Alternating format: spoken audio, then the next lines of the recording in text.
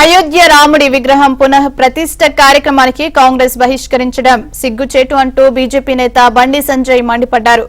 రామ మందిరం నిర్మాణానికి కాంగ్రెస్ వ్యతిరేకమా అనుకూలమా చెప్పాలని డిమాండ్ చేశారు. ఒక వర్గం ఓట్ల కోసమే కాంగ్రెస్ పాకులాడుతోందన్నారు. ఓవైసీకి కోపం వస్తుందనే భయంతో కాంగ్రెస్ బహిష్కరించిందని ఆరోపించారు.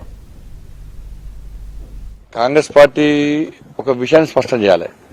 రాముడు అయోధ్యలో జన్మించిండా లేదా, రామ మందిర నిర్మాణాన్ని మీరు సమర్థిస్తారా లేదా, ఎక్కడ భారతీయ జనతా పార్టీ రాజకీయం చేసిందో కాంగ్రెస్ పార్టీ స్పష్టం చేయాలి.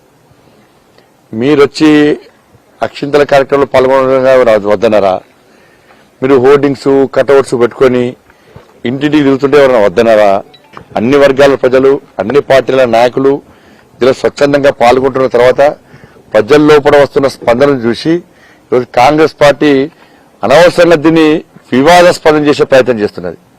ఇలా ఎక్కడో వివాదాస్పదం కాకుండా ప్రశాంతమైన వాతావరణంలో విగ్రహ ప్రతిష్ట జరగాలని చెప్పి దేశ ప్రజలందరూ కోరుకున్న సందర్భంలో కాంగ్రెస్ పార్టీ కావాలనే ఇలా వివాదాస్పదం చేయడం ఇంతకంటే మూర్ఖత్వం ఇంకోటి కాదు.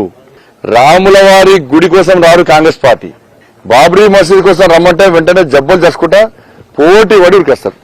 ఇది కాంగ్రెస్ పార్టీ యొక్క ఆలోచన విధానం.